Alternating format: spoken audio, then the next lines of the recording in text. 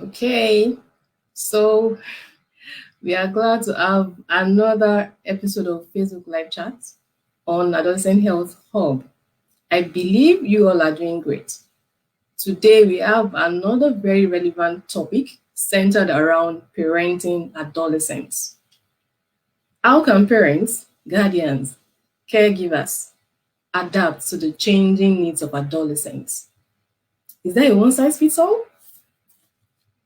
What are these needs of adolescents? To answer these questions and many more, we have a very capable person, Dr. Uduak Essen. She's a public health physician. She obtained her MBBS from the University of Nigeria. She's an alumnus of the London School of Hygiene and Tropical Medicine, University of London, and a fellow of Royal Society of Public Health. She has worked with teens and young adults for 2 decades. She's also a counselor and a community mobilizer with outstanding advocacy skills. She's the author of The Compass, first and second edition, available on Amazon, Barnes, and Noble, and also catalogued with the United States of Library of Congress. And also, she didn't ask me to say this one, but she's also my mentor, and I'm proud of that. She will not just be sharing her field experience, but also that of a mother that has walked the path. So join me in welcoming Dr. Uduak Essen. My pleasure. Hello, hello, ma. Hello, Fatimah. Good to have you here. Good to be here. Are you, how is your Sunday Right. going? Well, for Sunday nice, quiet. Nice to be on board. Nice to see you. Nice, nice. And hope you are staying safe amidst COVID-19. Yes, very safe. Corona. Yes, yes. So I'm I'm so thrilled to have you here. I'm so pleased. Pleasure. So let's just take a deep dive into the conversation. So we'll talk a bit about adolescents and teenagers, who they are and why are they unique. When you gave the topic, thank you very much for having me on board, Adolescent Hope. It's always my pleasure. Thank you so much. I'm not taking this for granted at all. So when you send the topic parenting adolescents, adapting to changing needs, I'm like, all the keywords we need to walk the path is captured therein. All the keywords: parenting, adolescent, adapting, changing, and needs. 5 keywords, loaded topic. You could even have broken down to 5, but you just got it right. The topic is really packed. So thank you.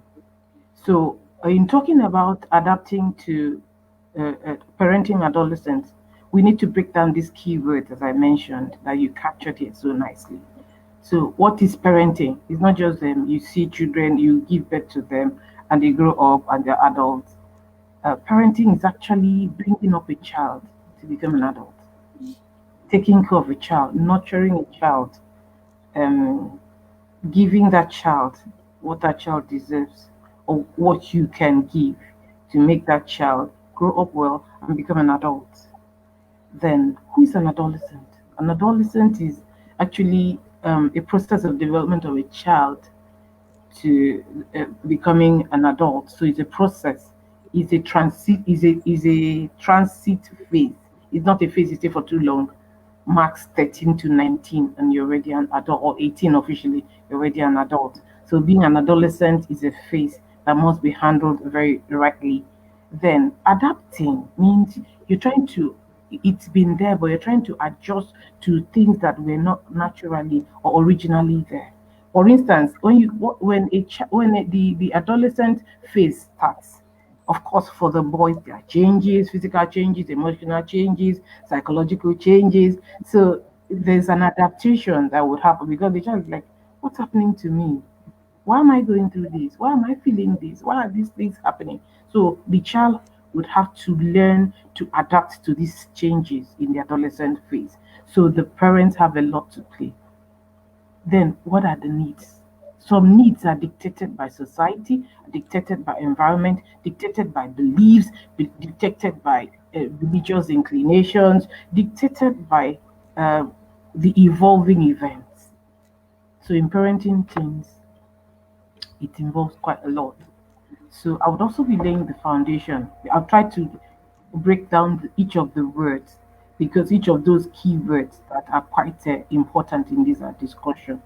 So in talking about the changing needs, um, so many things have happened. As in from the phase from when the parents themselves were adolescents to young adults to adults to parents now, and now they are parenting not just children, they are in that transition phase of having their children transform into adulthood. A lot has happened, a lot has changed. We're now living in a digitally savvy age. We're not living, or maybe some parents are old school parenting digital children, so it's like living in an analog body trying to do digital things. So it's like you're analog trying to work digital, so teenagers are really very smart. No, you meet some very, very smart teenagers, you're like, oh, you really need to step up your game as a parent. You really need to, know what you're doing. I meet some parents and they tell me, I'm not on social media, the stress is much. The stress is much, but we've gone past that level of you don't have at least the basics, WhatsApp, Facebook, maybe IG, Instagram, at least being in these platforms because these the world has also moved. And COVID-19 has its own, even though it has devastating effects, but it also has lessons it has taught us that the world has moved from where it used to be. We're now having things like new normal, this and that. So parenting also has to change. You need to adapt. You need to see the need, and the core things that your values are intact, but the process to achieving that deliverable may be different. So parenting adolescent is nothing new. But what do we want at the end of the day? As a parent, you would ask yourself, yes, I have teenage children. Yes, you may get into marriage naively as parent. Yes, you didn't know much, you got into marriage. That's okay. You would learn along the path. We all learn along the path somehow. But when you have these kids, their training, their upbringing should be intentional. What do you want your children to look like? What do you want your end product to be? How do you see these kids? How do you see your kids like 20 years from when you give birth to them? How do you see them? So that parenting has to be intentional. It's not something, it's not a PDF file. I keep saying this and I put it out on Facebook some days back. Parenting is not PDF file you download once. It's continuous, it is hard work, it is teamwork. You have to be intentional and you have to have your values right. So now, what is the purpose of parenting? Why do you parent a child? Why not just leave the child run auto? You're doing that. The reason for parenting is you're trying to instill ethical values, societal values that you value. But before you come to parenting the child, it is believed that you have set your family values right. You have your core values right. Whatever you stand for, that you believe this is what I want to see in my children. So you set that right, and also you make sure that your children imbibe same. So in having those core values, you have to. It's like maybe having working in an organization. You resume work in an organization. They will give you their terms of reference. They will have their maybe MOUs and all of that. So a family should have all of those as well. So what are your tenets? What do you stand for? Some people tell you in this family, we smile, we forgive, we sing, we laugh. This that's also core value. Some more people will say no stealing, not taking what is not your own. You greet your elders. These are some of the things we instill into our children. So when you're up, you're married, you've had kids, you come to teenage phase. Did you instill these things? Did you or just doing parenting as an emergency? Official adult age is 18. So you couldn't have been running emergency mode for 18 years. No. So that's why I said it is intentional. Parenting is intentional. So when you know that you too have passed through that bridge, your children are passing through or are going to pass through. So you've learned some bit of lessons. So it is imperative that as a parent, you prepare the minds of these young ones. So that's what parenting, intentional parenting is. Then what are you going to be doing in parenting? You're looking at the end product. What do you want to see at the end of the day? Okay, I want my child to be a responsible person, first to himself, to this family or your family, and likely to the nation. So if you have these at the back of your mind, you will now plan the process, the strategy that will lead you to having a responsible adult. So that's being intentional. Then also it also should you also parent by words, by the tone of your voice, and by body language. So if you're parenting adolescent, you have to mind the words you throw out because you may never be able to reverse it, no matter the number of stories you churn out. You also the tone of your voice. Stop that. Stop that. I've used two different tones. So the tone you use correcting or parenting a child also matters. Then, if you're doing body language, research has shown that body language takes about 55% of parenting, while the voice alone like 7%. So they watch what you do. When you say mini me is not just in looks or it's exactly photocopy of the father or mother. Very correct. But your body language will also be mimicked. They can interpret it. These kids are smart. Children, adolescents these days are smart. So they will mimic everything you do and how you do it. For instance, here this scenario, somebody comes to the house, pre-COVID, not my house, but I'm just giving what used to happen before the digital era, where you can put a call through before you visit anybody, especially like in Africa.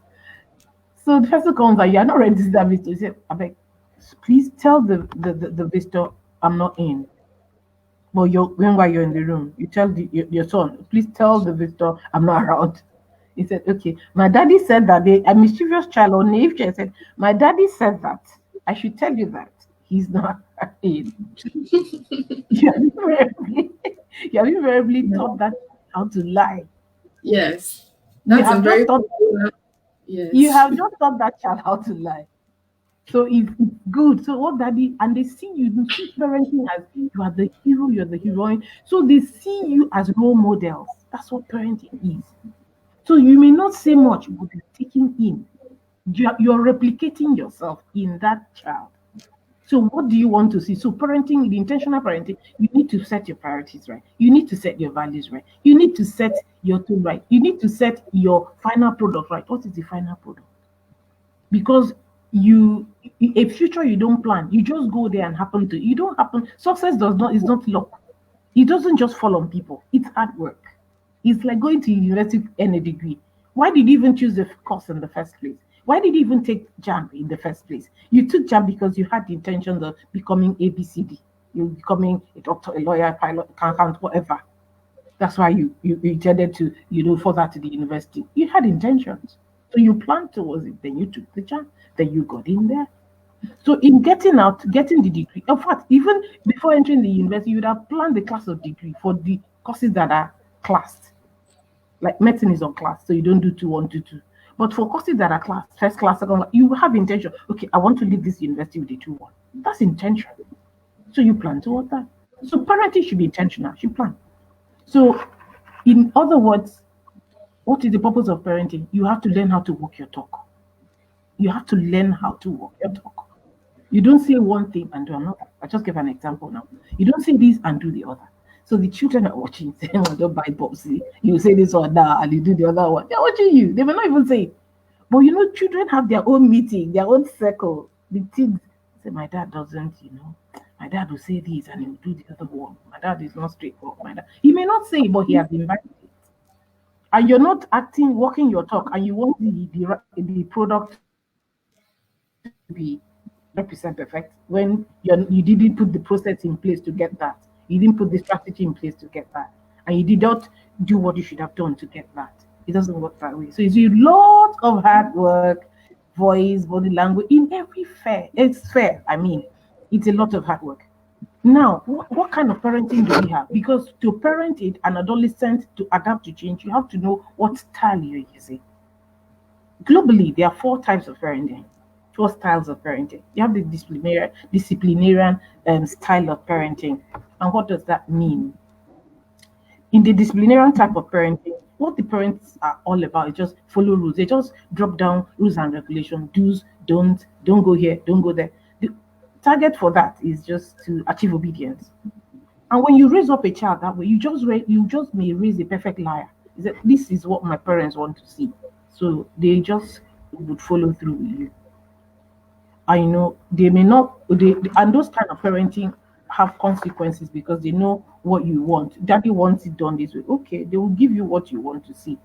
So, but at the end of the day, it may not be balanced per se because the person was just giving do's or don't. The person didn't have a voice. The person didn't listen. The person didn't speak. The person didn't air out his experience or views. So that did not really work well. And the other kind of parenting is permissive parenting. In permissive parenting, what happens is that there are no rules, there are no regulations, but the parents don't strictly enforce their core values. They just leave the child there. The child just is there. No, there are no cautions. Ah, don't do that, Junior. Don't do that. Ah, Princess, stop that. You don't have that. Ah, no, leave him alone. Ah, when he grows up, he will learn. So that kind of parenting also affects the adolescent adapting when they are adolescent because the parenting style forms the foundation. So that will affect whether the child will adapt, will listen, or will turn out the way you actually intend him or her to turn out.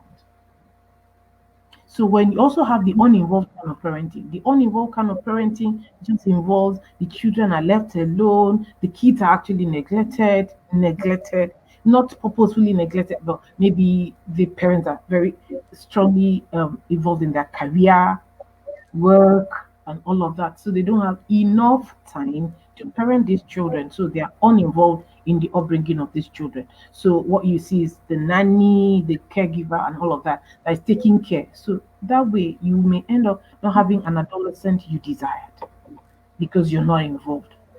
You're not involved. So in that kind of parenting, you need to do a work-life balance. You have to balance the family with your parenting. Then you also have the authoritative kind of parenting, and research globally has shown that this is um, the kind of parenting that really works and talks about well. Because in this kind of parenting, you spend time with the children. When you notice a new behavior, say, "Ah, children, come here. Why are you behaving like that? Why are you doing that?" You know, and then you're involved. You allow the child speak. You listen and you want to know what's wrong with the child, and every phase or every stage, every milestone gives you concern, and you tell the child, at so stage this is what to expect, at so stage this is what to expect. So you're involved. So you enforce a system. You have tenets. You have core values you're looking at. In our family or religious, we are not expected to do ABCD. Your father is so. You're not, because it's not out of fear. You don't train children to fear you. They respect you as parents. They fear God as God, but they know the right thing. We are telling you to do this because this is the reason. We're living in a generation where you need to explain why you want your children to do what you want them to do. They want to see the reason.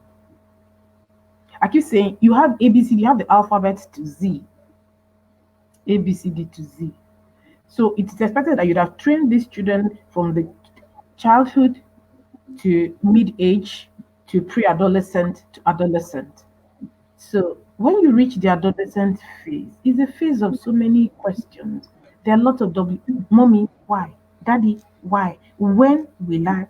How will I? Where will I? The where, how, when questions keep throwing at you. They keep coming at you. And you also need to know that in parenting, when you become a parent, you've also enrolled in the school of learning. You're passively or actively learning. So it's not a path you've gone before. So in parenting, you need to know that it you have to be intentional, you have to be continuous, it has to be hard work. You have to plan it, you have to have strategy. It's not one cap fit all. You may have one, two, or even four kids. It will gladden you to know that not all children are the same. Not all children are the same. So the style you use in parenting A first child, second, may not be the style you use in parenting the third, fourth, or even fifth children, depending on the number of kids. Their needs are different. So you also have to understand that your kids, they are a personality. At that stage, they are personalities. So you parent them differently. So I also want to say that so who is an adolescent? Define that. We talked about purpose of parenting, the types of parenting. Then when you're talking about an adolescent is a person is has got would okay has gotten to a phase where is the person he or she is trying to um define or trying to know who am I, where am I, how why am I here, why are these things happening to me. So it is expected that in parenting you pre-inform your children. Don't let them discover, don't let them enter it and start answering questions. For example, a child, you know that at some point, if there's a female, they start growing breast, pubic hair or axillary hair, hair in the armpit and then the private part. The child will start menstruation. It is expected that you have given them head start before this even happens. You would have been talking with them and let them know that this would happen. And those days of if a man lives with you, you get pregnant, that is myth. You don't put it in the trash can. You don't say such things. And it's expected that before they get to the adolescent stage, you would have also been able to tell them, give them sex education that is age appropriate. Age appropriate. Don't say, no, you some people they call the private part different names. Let the child know the right thing. If it's penis, it is penis. If vagina is vagina. But Junior, nobody touches hair. Some people even coin a song out of it. Some people even coin a song out of it. I met a lady sometimes like, doctor, this is the way I do it too. My head, sorry, my breast, my bum bum, my whatever belongs to God. Nobody touches it. So they coin like a song out of it. So let your children know the names. Let them know why those areas should not be touched. So that if there's even an attempt, they tell them, mommy, and don't hush your children. Listen, because parenting needs a lot of patience. You need to learn how to listen to these children. Because in listening, it may be a lead to something that you're trying to pick. In listening, you're learning patience. In listening, they're also learning to express themselves to be able to say, this is how I feel, this is what I think. Now, for coming back to adolescents, they are a personality. If you see them as a person, that will make it easier. You see them as your mini me, it will also help you. That also means that they have emotions. That also means that they have likes and dislikes. That also means that they may need their space sometimes. That also means that they want to be respected. And also means they also demand some respect. That also means that they want to be loved and shown love as well. That also means that they have temperament. And some of them may not even know because that's when the temperament of what that child, he or she may turn out to be, start molding, start getting into the semi-solid state. Start getting to the semi-solid state. So you hear some mothers say, "This children is so dull." The child is not dull. The child is just an introvert, maybe melancholic person you're seeing forming, and you're there nagging, shouting. You just disturb that child's personality. So they have emotions, they have temperament. They want to be expressive. They want to show that they also have brains. They're creative. They're very creative. Some of them are digitally savvy. You can't believe what they can do on the net and how much things contribution they can bring to the table. So what does it mean for parents when you have that? So it's a phase when you bring them on board the family table. What do I mean by that? Let me use myself as an example. I have a project at hand, for example. I have something I'm doing. I'll call my daughter and like, babe, what do you think about this? Say, mom, you want my opinion? Hey, they start that teenage slang of this. Now people they're looking for now. I say, You're very important though. You're a stakeholder in this thing. He said, stakeholder where? I said, what I mean is your opinion counts. Comments. So when your opinion, when they know they're important, their opinion counts. They will respect what you say. They will listen. I'm only saying, let's not do this. What we say also matters. For example, we need to take a decision on something. I said, so what do you think? Oh, what do you think? Are you, what do you think? I said, mommy, this thing, you see, but let's do it like this. Let's craft this thing like this. Then you go back and you think through with it. Of course, you always confer with their dad. What do you think about it? He said, this is not a bad idea. It's not a bad idea means that we may take the skeleton of what that child provided and build on it. And you know what? You give credit back to that child. I said, babe, you're the reason why this thing is taking off. He said, oh, really? Oh, so it worked. I said, it worked. That opinion it was a smart one. You're really smart. What are you doing? You're affirming that child. You're building his or her psyche. You're also making him or her know that my opinion counts. You're also making him or her be responsible. Because if you're irresponsible, they can't take your opinion. You also make the child also take leadership role because the child may be end up being a leader tomorrow. So you're instilling that skill by action, by body language, by your tone, by your voice, by every action. Intentional. You're intentional. You're intentional. So that's what happens. Say, the next thing they will talk it among their people. Say, you see this thing that happened? Hey, it's my idea. It's my idea. It's my Yeah. idea. My idea they use. So next time you call family meeting, everybody say, mommy, this one, let's do it like this. Sometimes you bring and say, mommy, this thing will not work. And you look at it, you flip it, you look at the flip, look at it, the 360 fashion. So he said, you know why we won't use this part you said? This is the reason why. But it was a smart one. Let's keep it in the parking lot. We may revisit it later. So you're Mm. diplomatic. You're not throwing back negative words at them. So that way you have built friendship. In Yeah. this thing, you have built friendship. So that way they You can come to you. you So said hey, it like you build friend. I'm telling talking by experience. You build friendship. So they say, mommy, do you know ABCD happened? So in that ABCD happening, you can pick a negative thing. Say, sweetie, honey, no, that road is not the road. Though. You say, that road is not the road. If you do that, you pull the name of this family to the mud. So even if you're busy, your career woman, find time for family. Because that child you don't handle today will tamper with your joy tomorrow. That child will derail. Because what you're doing, leaving them to caregivers most of the time or nannies, the nanny is just instilling her values, which may not be right, which may not be your own values. So, for yeah. physical changes in the adolescent, for the boys, you say, how will I say it? And I tell you, go, get your father. The father may not say. A lot lies on the woman. A lot lies on the mothers. So it's expected that you call your child.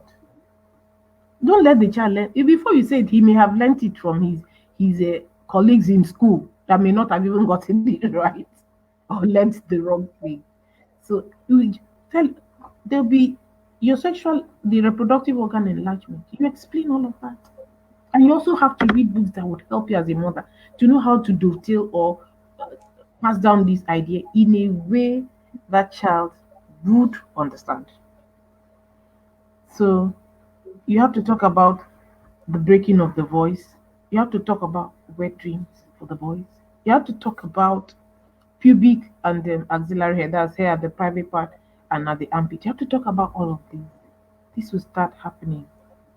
And the growth. Some of them have very bad pimples or got acne, very terrible one that also make them feel very terrible and it gives them inferiority complex. It may also affect their self worth as well. So you talk about it.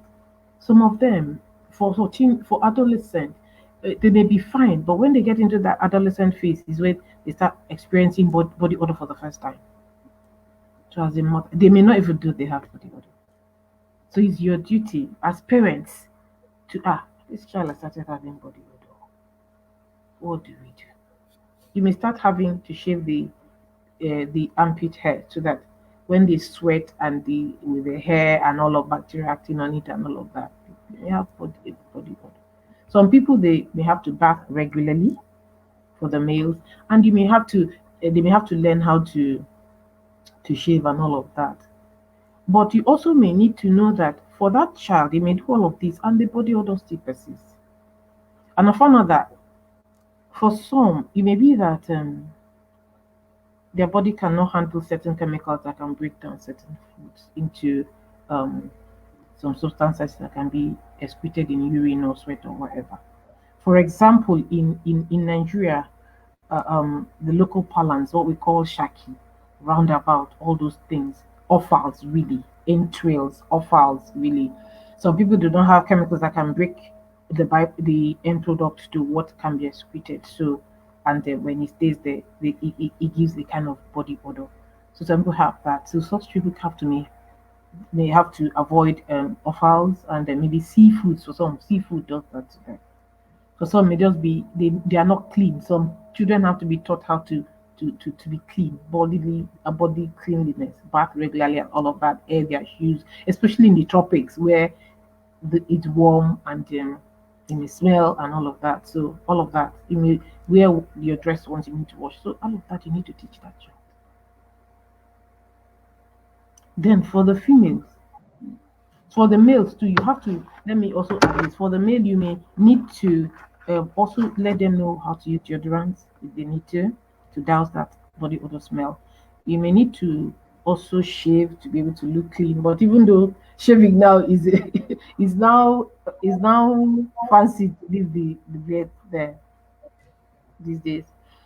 So some of them may have it's also at that pre-adolescent stage is very important that mothers check the scrotum of their male children, because there are some that were born without the testes. The testes should be inside the sac we call the scrotum, hanging there, two little balls outside. So if these balls are not hanging outside and the child is going to these adolescents, this is a danger signal, because the child may be having undescended testes, which may, if not handled well, properly, may lead to infertility issues in the future without the child even knowing. So the parents have a lot of responsibility to check out all of that. Are the testes out there in the scrotum hanging out there as it should be? If it's not there, then you should quickly seek help so that it should be done. So that it should be hanging out, not inside the abdomen or whatever, where the temperature is not suitable for it. So it should be hanging out. So that the mothers have to check. And also sometimes the child may be telling you, Mommy, if I'm having pain. I'm having pain. You see some mothers come complain, and my son is having pain in his private part. You now check, the child has swollen scrotum, maybe hydrocele, with painful and all of that. So they may have to go through some surgical stuff to be able to get that sorted out. And in these days, we recommend boxers for the boys. Get boxers, don't compress everything there. No, let so that fresh air can get in and all of that. So in that area. So these are the things mothers should also watch out for. Then for the girls, of course, the breast shows first is in that order. The breast starts developing first. That's then from there you have the hair in the private part and also in the armpit, the axillary area. Then menstruation for the girl starts. And I expect that most mothers these days should take time to educate their children about period so that the child is aware, is not told outside that this happens. So they know. And for some, they may come up with premenstrual syndrome, tension, what we call premenstrual syndrome, PMS. But on them, few days before that, they have headaches, they're irritable, they are moody, and they're angry, they're just there. So you have to also note that sometimes few days before that they may also find that the breast is painful and all of that. So the mother should be able to explain these are things that can happen. And then, as I said earlier, for some girls, the body odor they may just be appearing for the first time at this adolescent phase. So you have to take note. And for some of them, you may have recurrent candida, you have recurrent fungal infection. So I've seen many teens tell me, Auntie, I have toilet infection. Is that toilet infection? You check, it is candida. We do the test and all that, it comes out as that. So in the tropics for the girls, you if you're at home, if you're at home, you'll be able to like wear something nice and all of that and all of that. So I would take pause here. Let me hear Dr. Fatima ask me some questions. See, you came fully loaded though. I'm Like, not and you've said a lot of things regarding parenting, why adolescents are unique, what parents should do. And you mentioned one thing over and over again: intentional parenting. Intentional intentional. parenting. Intentional parenting, very important. So in fact, you've covered a lot. And I think you've answered, because I was the question I put in between, like sharing your experience in terms of interaction with teenagers, adolescents as a public health physician. So I think you've been very talked about it, but maybe our viewers want to listen like, okay, she's been there before 20 years. What have you seen out there when you've interacted with teenagers? What have you seen that's maybe scary, that parents need to take seriously? Okay, for example, for the boys is different, for the girls is different. You hear a young man go, Auntie, my parents don't understand me. I just live in there. We're tenants in the house. That's scary. They don't know that I know these things. So parents have to take time out to you have a me time with the children, these teenagers. I have what I call one-on-one. In fact, I had it today with one of my children. So I don't we don't discuss your teenagers with the other teenagers in the house that are also your kids. So take them one-on-one. So you take them one-on-one. It also shows respect and privacy which they value. That's what I found out. I said, Madam, did you take this child one-on-one? I said, Mecca, don't do this. This is what we believe. This is so you have to have, how do I put it, have a performance mindset. You have things you have to you check the box, but that box that is checked, you keep checking it. This is what we want to see. You have drawn a performance. Is that boy doing well? Has that boy really done it well? For instance, children are now the adolescent ones are also in university because by 16, I mean they're in university. So they have phones to themselves. And there's this mother that now came up to me and like, um, doctor, I'm finished. I said, you're not finished. What's the problem? For example, the daughter had done marriage and was posted on Facebook. Married, you heard me.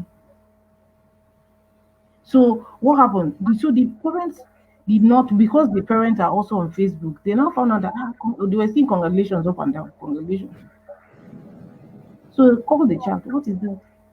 He said, "This my friend, oh, and I chose to marry him." You marry without parental consent? At what age? Do you even know what you're going into? So parents need to also be digitally savvy so that you can also be in tune on the same page with your children. So you know if they are derailing, you can draw them back, for example.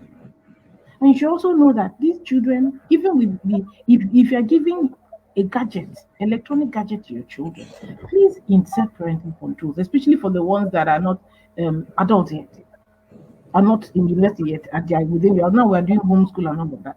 Insert parental controls. What does that do? It helps you to their real-time alerts. It gives you up your child is trying to go to XYZ site. It alerts you. So there are some that come in and say, ah, I didn't, in fact, one told me 2 weeks ago, I didn't put parental control. Oh. They're on the computer from morning till night. I work in the bank, and before I come back, I said, what did you say? It's like leaving your child in a high sea alone. Nobody is holding his or her hand.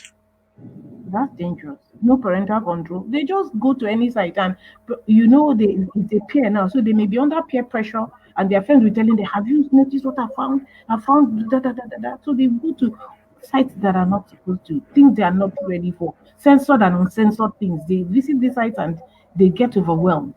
Some of them even get addicted to pornography because they were introduced to it without they don't even know why how they got there. Friends said, you don't know.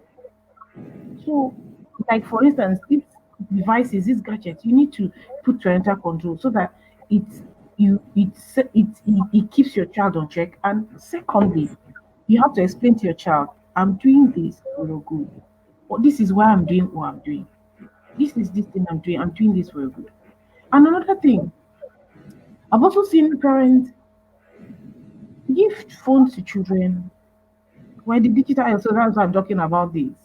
So the child takes his phone to school, and then the child was caught in school with the phone, looking through the phone. The child has there's this thing now that's happening. They call it sexting. To take picture of the private part and send to the opposite sex. The child had done that, and then the mother didn't know. And then by the time she knew, the doctor had finished. Doctor, I am finished. You're not finished. So that's why I keep hammering intentional parenting. You keep hearing somebody say, my child has just sent me a Snapchat. It's good, but let there be controls so that they don't get to sites they are not supposed to get to. It's not censored. You won't know. And let me shock you, there are apps that can, you have a phone, you come back, you check everything is okay. That child has hidden the information in another folder. You can't even check the phone till tomorrow, you can't find it. Because they're smarter than you. So what am I saying? You're telling the child this is the reason. And it will have developed that friendship to that point. Not just you get to adolescent, you not just want to now be in charge of the life you were never involved in from the beginning. And it's also important for us to know that when a child starts primary school, nursery primary school, the child starts going to school, starts coming back primary school, nursery primary school. Do you know as a parent, you lose 25% of your grip on that child? Imagine the scenario. The child comes back with assignment and say, Junior, why did you this thing is not correct, oh, this thing you're trying to do. The child tell you, no, this is what my auntie said, and my auntie is right. Mm. So now you're losing grip of that child. The child is telling you the auntie is right. That means the auntie's influence and impact on that child has sat there. It's taking a toll. Is sitting well. And by the time that child gets to secondary school, 50% of your parental grip is down. You only have 50 remaining. So by the time that child is entering university, or graduating to university and heading to NYC camp, 75% gone. So you just have 25%. The child on yes, it's 75% as is with the child. So that's like the intentional parenting. 18 years is the official adult age. So for a child to you give birth to a child from 0 to 18, 18 years is not emergency mode. It has to be structured. It has to be strategic. There has to be a process. You have to have do's and don'ts. It's not army barracks and you must do this. No, what do's and don'ts as in acceptable tenets. What is your core value? Or what are your core values? What does your family stand for? What are you as a parent standing for? For Mm. instance, before this program, we talked about having dressing because the way you dress is the way you be addressed. When the mother is not even getting it right, what will the child do? So in your dressing, you're talking to that child. So we'll move quickly now. So when you have a child, a girl, you have to what do you do for that child? You start considering pre-bras because it's not decent. You see a child walking around with the breast sticking out. There are pre-bras that the child can use firmly. Then for the premenstrual syndrome, there are things to do. You teach the child how to record her menstruation. You see, I see adults and they tell you, auntie, 3 months, I've not had my period. No, the child is not wayward. He's not sexually active, but there's no period. And she's not bothered. And the next thing I hear is, auntie, hi, it has saved me pad. But I'm so excited. I said, that, it's not saving you pad. Oh. It may be trouble looming. He said, like, seriously? That's what I hear. So the children should be taught how to record their menstruation. Their phones that have smart apps. So you record it there. In fact, they predict dates for ovulation time and some right Yes. time. Yes. Yes. The child should know those things. Why am I saying so? Because when you record menstruation, your menstrual period, whether smartphone, whether diary, whatever, but record it. And it's not regular or it's irregular. It sends a message. There's something wrong here. Is it a gynecological problem? Do you need to seek help? And I have people that only realize they had gynecological issues in marriage. They use the first 5 years of marriage trying to run around and sort public sex before you even enter into marriage. So these are some of the things. So parents should teach their children, record your period. Let's know when did it come. So you should also find out, be interesting. Because some of them may have heavy flow, some of them may never have a flow. And now these days, parents should know that the years of menarche is the starting the period. So the age has fallen and it's more in black than in white. I've seen 8-year-olds start menses. I've seen 9-year-olds. So when you have 9-year-olds start menstruation, there'll be ovulation. And they may not even know what's happening to them. So you have a child dealing with adult problems, the ovulation and all of that. You can't even explain what's happening to her. That is a child. 9 is a child. 10 is a child. These are pre-adolescents. You understand? So these are things that's why I say parenting is intentional. And then talking about the emotional changes that goes on with them. Infatuation is real. It comes in crushes are real. Like 2 months ago, I had to discuss with my husband. I had to call her.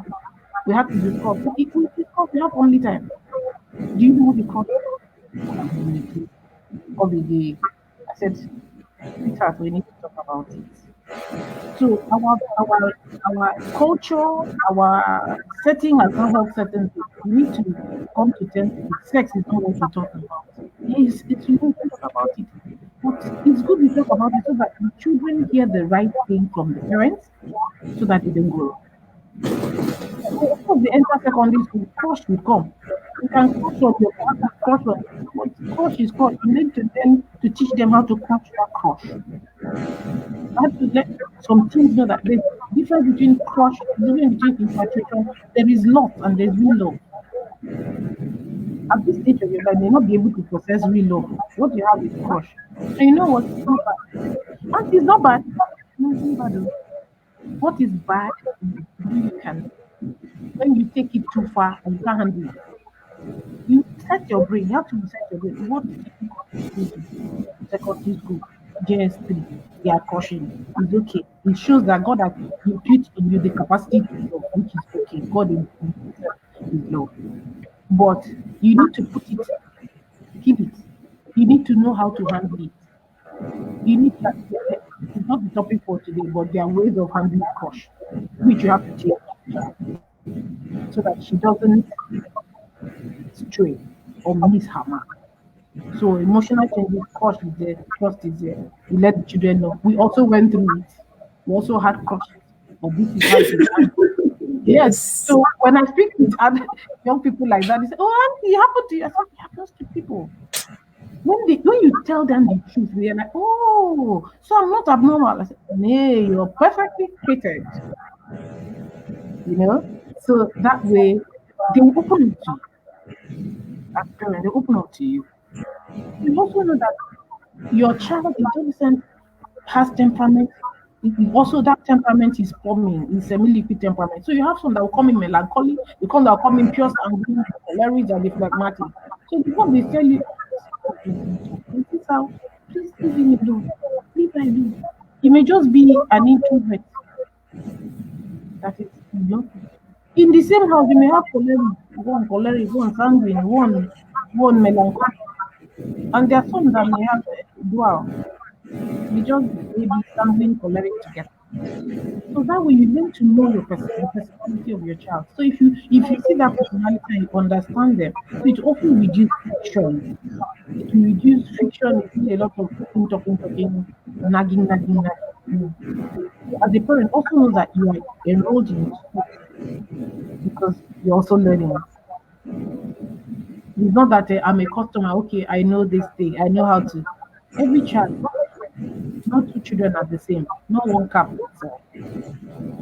So psychologically, they have you just get it in your mind that they are adults, so small body. So you respect them, you treat them privately. You may need to talk with them. You have to do one-on-one. Not in it's can you don't shame them. You don't shame them because that will be counterproductive. You don't compare your children. Even amongst your children, don't compare them. Because they say, can you imagine what your firstborn is doing? He's doing it right, and you're the black sheep. Don't label a child. Don't call that child name because you won't forget, or she won't forget that name. And don't compare them because they have different destinies, they are on different lanes. So if you don't compare them, you get the best out of them. But I recommend one on one.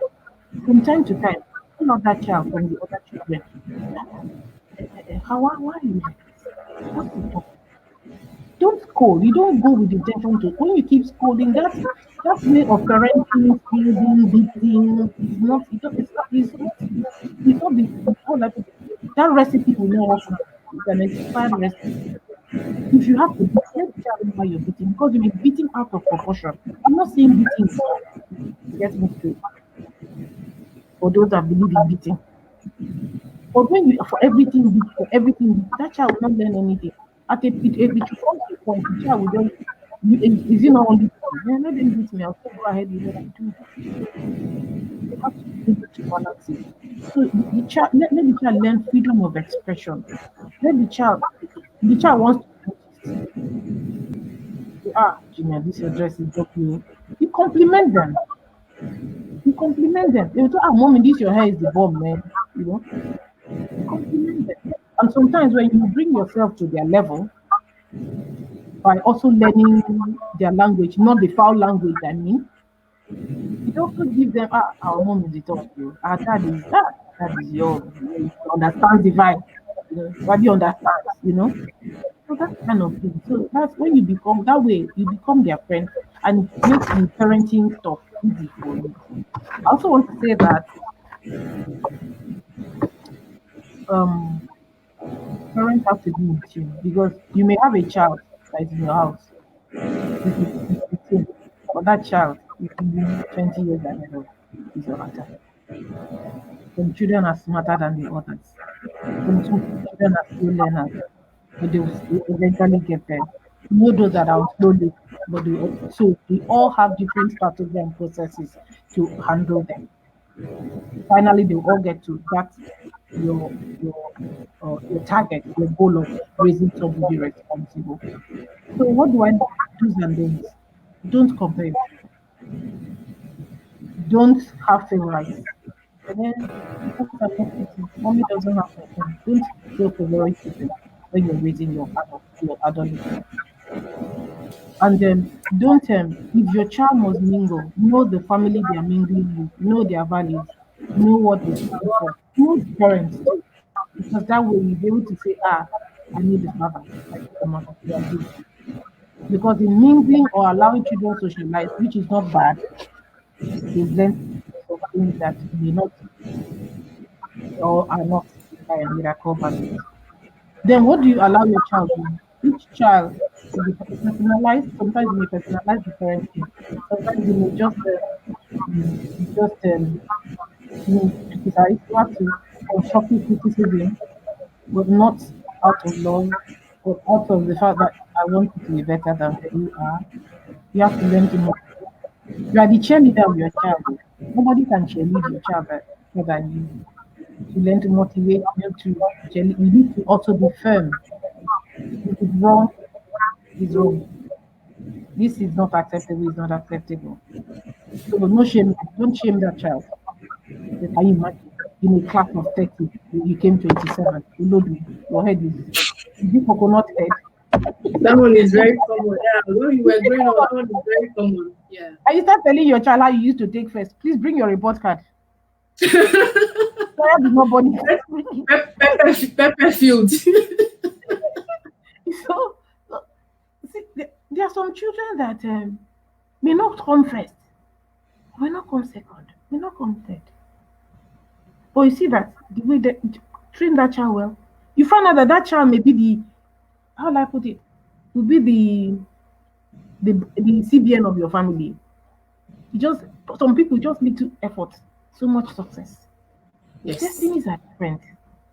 Not everybody is born. Oh, she didn't read engineering. I want her to read medicine and surgery. I've seen somebody finish medicine and surgery, handed the certificate over to the father. Daddy, take. Now, can I go and do what I love? You've just scattered that child's destiny. You want to change that child to your image and likeness. Okay, that dream you couldn't achieve, so that's just your child must achieve it. She has to read engineering because you didn't couldn't read engineering. Your own father was poor, so now you are rich. Your son can read that engineering. Meanwhile, he's IT. He wants to do IT. Leave him alone. Let him do IT. And it's better for him or them to concentrate if they are the ones to fish out their strengths. Where they saw, where they just little energy and they are making maximum having maximum result. So you're the one at this. So this is what you're good at. Let's. It is easier to spend little energy and have 10/10 than to spend 1 year. You're still trying to get 2/10. Doesn't make sense.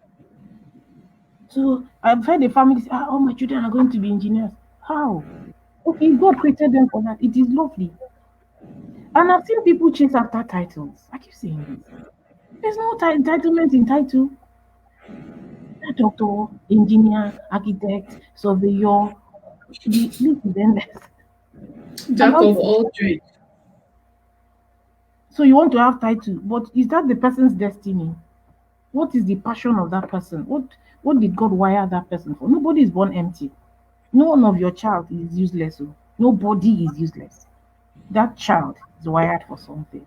It may not be expressive, it may not be on the out, it may not be evident to all, but it's there.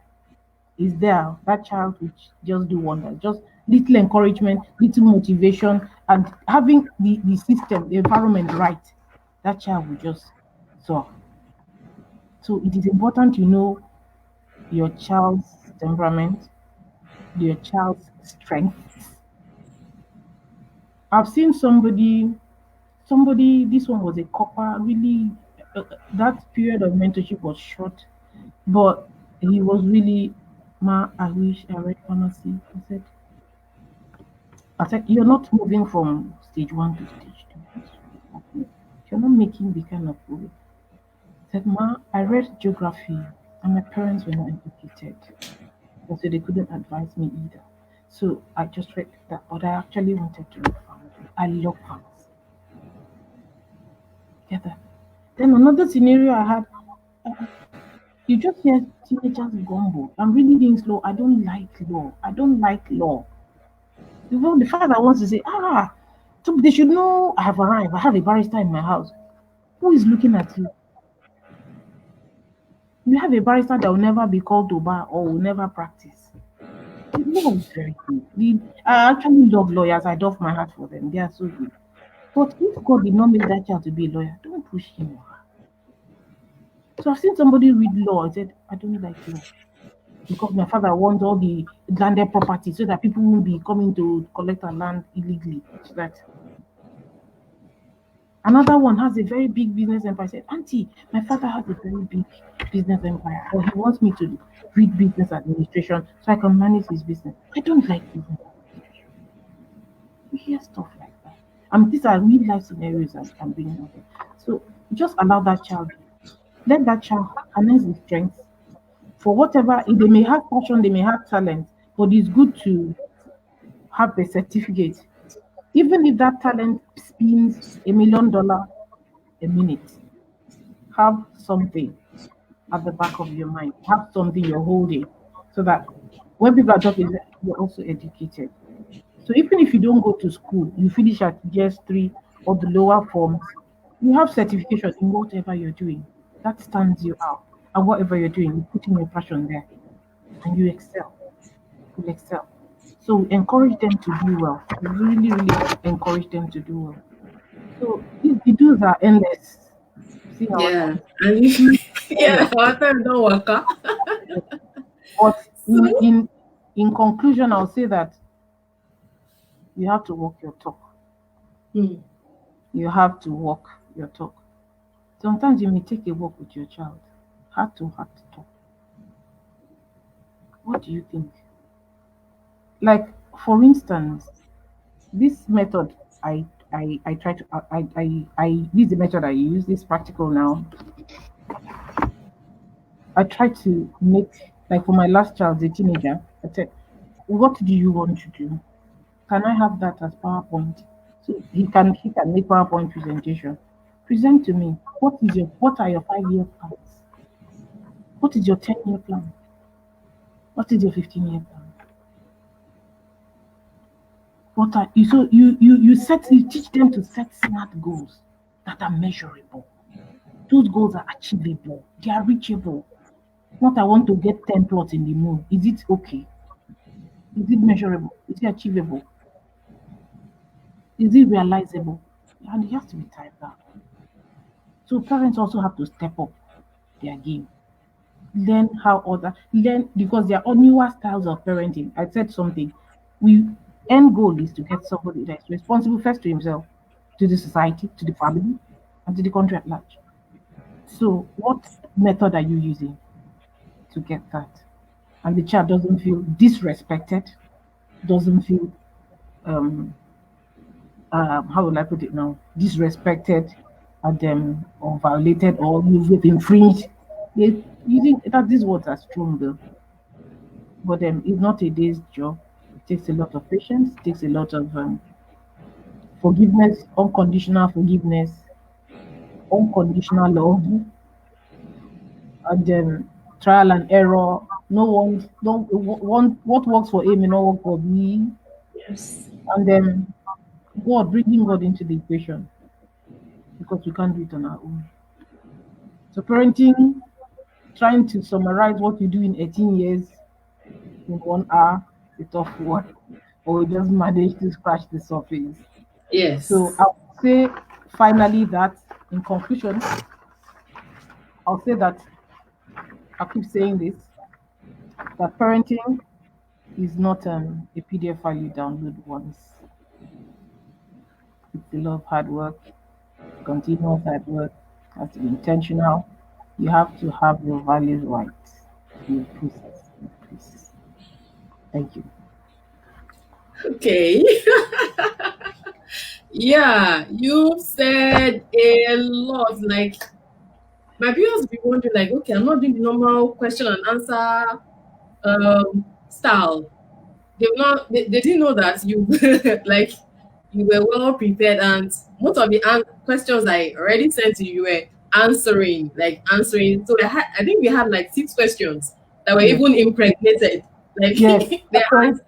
had some questions and That's right. you've done an amazing job. Yes. Yeah. I can say that over and over again. You've done an amazing job. You talked with passion, you talked out of experience, you talked out of experience as a mother and as a public health physician. And you mentioned one thing that I think I am holding on to: intentional parenting. Intentional parenting, being strategic, being flexible, and looking at the long term goal, not downloading parenting like a PDF file. So I'm sure our listeners, our viewers, they've learned a lot because I didn't even say any questions here because you just like you went deep and in fact, so I don't have any questions here and I'm so grateful. I appreciate you honoring my invitation and I thank you so much. Now, in fact, I always been very proud of my mentor and again I'm proud of you again. Thank So you. thank you so much. I hope when I call you next time, you honor my invitation. By And God's grace. yeah, and thanks for all you do for teenagers, for adolescents, because I keep saying this, they need us. They need that support, that love, that compassion. So, and they are the future of any country, of any nation. Yeah. If you don't Yeah. invest in them now, then it's as if we are deceiving ourselves, really. So thank you so much. Thank you so much. And enjoy the rest of the weekend. I have an amazing week ahead. Thank you Thank so you. much, and take Yeah. care. And thank you Thank to all you. our viewers as well. Thank you. All right. Bye-bye. Bye. Bye. Thank you. Yes, ma'am.